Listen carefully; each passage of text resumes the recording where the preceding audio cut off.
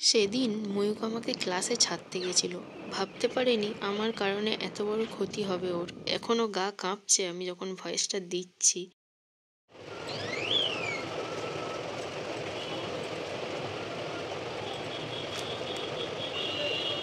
চলে এসেছি আমার ব্রেকফাস্ট নিয়ে, ভাত আর ডিম ভাজা। শুধু ভাত নয়, আমি এটাকে জল দিয়ে পান্তা করে নেব।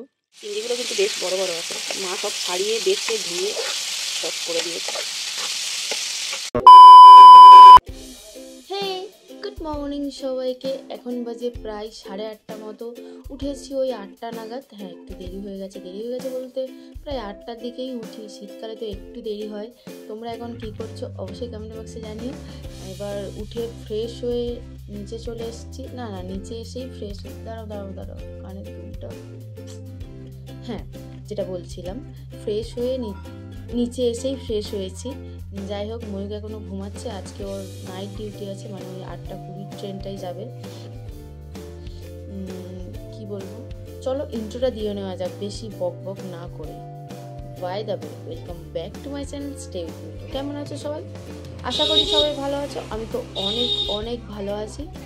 সো শুরু করা যাক। লাইফে তো ড্রামা হ্যাঁ কামিং। এই যে চলে এসেছি আমার সেই স্পেশাল কিচেনে। হ্যাঁ, এখন টিফিনে বানাবো হচ্ছে, প্রথমে ডিম ভাজাটা বানিয়ে নিই। আজকে একটা স্পেশাল জিনিস খাবো ব্রেকফাস্টে, যেটা আমি কোনোদিনই খাইনি। সো চলো ডিমটা ভেজে নিই।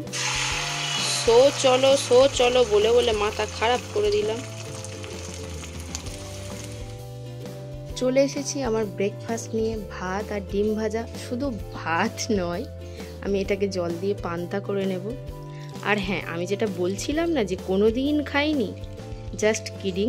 আমি অনেকবারই খেয়েছি পান্তা। আমার পান্তা আর ইলিশ মাছ ভাজা বা আলু ভাজা, ডিম ভাজা এগুলো খেতে খুব ভালো লাগে। অনেক দিন পর ট্রাই করছি, মানে বহুদিন পর পান্তা ট্রাই করছি, মানে খাচ্ছি। ট্রাই করার কি আছে, আমি তো আগে ট্রাই করেই নিয়েছি। চলো খেয়ে নিই। খিদে পেয়েছে খুব, দ্যাটস ওয়াই খেতে তো হবে। আজ পান্তা খাওয়ার একটাই কারণ, কাল রাতে আমি হচ্ছে মায়ের বাড়ি গিয়েছিলাম, মানে বাপের বাড়ি। সেই কারণে এসে তো ভাত খাইনি। যাই হোক, শর্টসে দেখেছো কি খেয়েছিলাম। প্রচণ্ড পেটটা ভার হয়েছিল, ওই কারণে খেতে পারিনি। ভাত বেঁচেছিল, এমনি ভাত বেঁচে খুব একটা থাকে না, কারণ আমরা পান্তা খেতে চাই না বলে সবাই। আর মূল উদ্দেশ্যটা হচ্ছে পান্তার জলটা খাওয়া, যাতে পেটটা ঠান্ডা হয়। সো চলো খেয়ে নিই।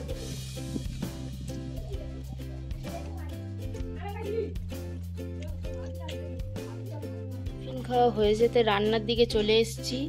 এই যে গতকাল রাতে হচ্ছে ওই বাড়ি থেকে চিংড়ি নিয়ে এসেছিলাম। চিংড়িটা আগে ভেজে নিই, ফ্রিজ থেকে অনেকক্ষণ আগে বের করে দিয়েছিলাম। চিংড়ি ভাজার সময় চিংড়ির জলটা উঠে গেলে দেন নুনটা দেবো, নাহলে আরও বেশি জল ওঠে। ডিম ভাজার ফ্রাই প্যানটাতেই ভেজে নিচ্ছি, মাছতে দেবো এটা। চিংড়িগুলো কিন্তু বেশ বড় বড় আছে, মা সব ছাড়িয়ে বেছে ধুয়ে সব করে দিয়েছে।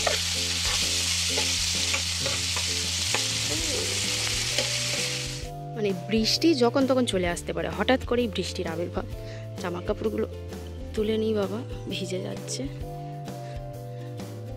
কি তুলবো জামা কাপড়, যেই তুলতে এলাম থেমে গেল। অসভ্য বৃষ্টি একটা। কি সুন্দর একটা পুঁই শাক গাছ হয়েছে, কিন্তু এমনভাবেই তুলেছে, কোথায় যাবে এবার? আমাদের জামা কাপড়গুলো সব ওপরে। এখানে কোথায় আছে বাচ্চাটা? একটা খটাসের বাচ্চা হয়েছে, কিন্তু কোথায় মিয়াও মিয়াও করছে। এবার রান্নাতে লেগে পড়ি। আজকের রান্না করব কি করব মানির থেকে জেনে নিয়েছি, আর বলে দিলে তো তোমরা দেখবেটাই বাকি। ওই জন্য ব্লগটা দেখতে থাকো, কি কি রান্না করছি অবশ্যই জানতে পারবে। পটল, কাঁচকলা, আলু এগুলো তো থাকবেই।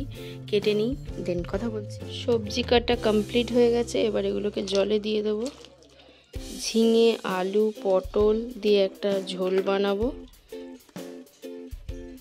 তুলে নিই। ঝিঙে আর পটল বেশিক্ষণ জলে দিলে বড্ড জল টেনে নেয়, প্রচুর জল ওঠে। এমনি ঝিঙেরই জল ওঠে খুব।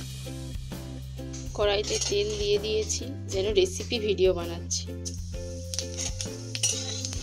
আর পটলটা ভেজে নেব না আজকে, একেবারেই দিয়ে দেব আলু পটল ঝিঙে একসাথে হালকা একটু সতে করে নিয়ে, দেন জিরে গুঁড়ো দেবো, একটু হলুদ নুন দিয়ে বসিয়ে দেবো। একদম হালকা যে পটকা ঝোলটা হয় সেটাই।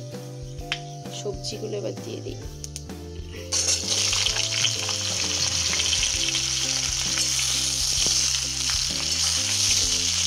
যা করে গেল চিকেন একটা।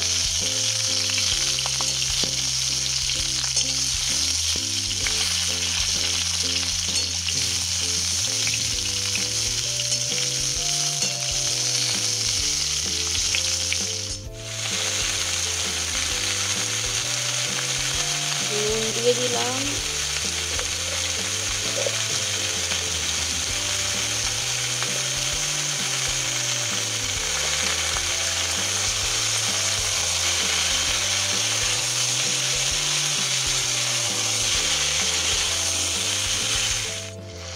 দেখো একদম হালকা করে জাস্ট সতে করে নিয়েছি। এবার জল দিয়ে দেবো, জল দিয়ে ইন্ডাকশনে বসিয়ে দেবো।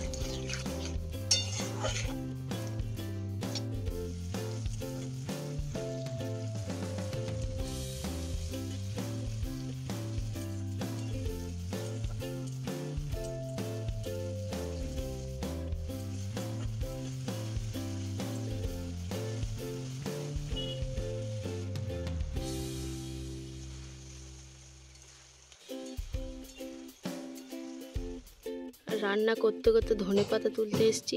এটা কি ধনেপাতা তোমরা যদি কেউ জেনে থাকো অবশ্যই কমেন্ট বক্সে জানিও, আমি তো জানি না নামটা। গাছগুলো এই যে এর আবার ফল হয়েছিল, মরে গেছে।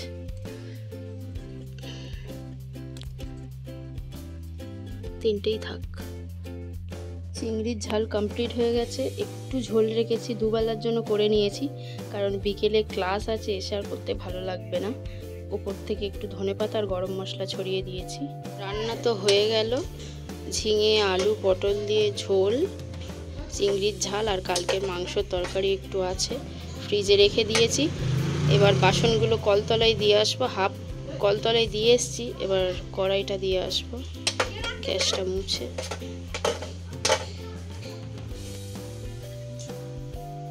বৃষ্টি শুরু হয়ে গেছে।